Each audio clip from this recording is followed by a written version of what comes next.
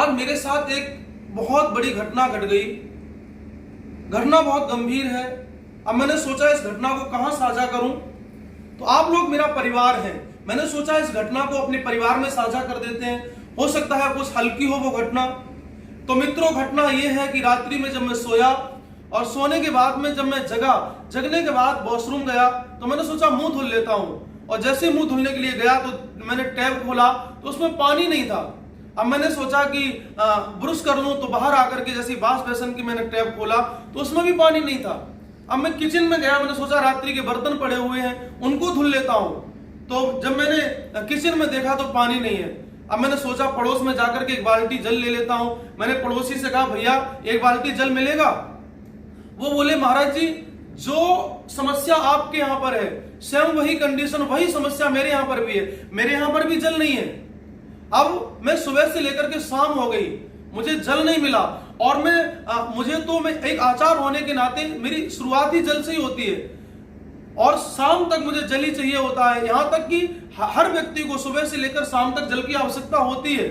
अब मैंने सोचा कि जब मेरे पास जल नहीं है, पड़ोस में भी जल नहीं है, तो मैं बहुत डर गया। इस घटना को देख करके मैं बहुत डर गया, बहुत डरा हुआ हूं। और मित्रों, ये तो एक सपना था, ये तो एक स्वप्न था, और ये स्वप्न कहीं हकीकत में न बदल जाए, मुझे डर इस बात का है। इस बात से मैं बहुत डरा हुआ हूं। तो मित्रों, हम सब लोगों को मिलकर के मैंने अपनी ये बात इसलिए शेयर की आप लोगों से कि इसका कुछ सॉल्यूशन, इस समस्या का कुछ निदान हम मिलकर के निकाल सकें। और मैं अभी भी डरा हुआ हूं। और मित्रों, ये मेरे सपने को लोग कहते हैं कि मेरा सपना साकार हो जाए, तो मैं कहता हूं इस सपने को, मेरे इस स्वप्न को कभी साकार मत होने देना। हम सब लोगों को मिलकर के इस पर काम करना चाहिए। पहले क्या होता था, माताएं जल को स्टोर कर लेती थी, और वो ये टोटी नहीं होती थी कि हम ब्रश कर रहे हैं और टोटी चल रही है, जल बह रहा है। पहले माताएं स्टोर करती थी, नल से चलाना पड़ता था, हम जल का सही उपयोग करते थे। और एक और बड़ी बात कि जीवन में जो भौतिक संसाधन की वस्तुएं अगर बंद हो जाएं तो उनका कुछ ऑप्शन होता है कि दूसरी वस्तु, जैसे नोटबंदी हुई, 1000 का नोट बंद हुआ, 2000 का, 200 का, ये प्रारंभ कर दिए गए।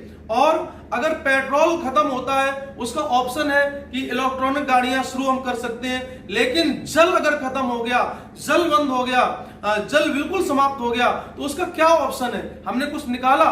और अगर यही स्थिति बनी रही, जल खत्म हो गया, तो आगे आने वाली पीढ़ी क्या कहेगी कि हमारे लिए लोग जल छोड़ के नहीं गए। तो हम सबको मिलकर के हमारी पीढ़ी प्रसन्न रहे, इसलिए हमें इस पर काम करना चाहिए। मिलकर के इस समस्या का हम सब लोगों को हल निकालना चाहिए, और इसका कोई बहुत अच्छा निदान निकालना चाहिए कि हमारा जल सुरक्षित है।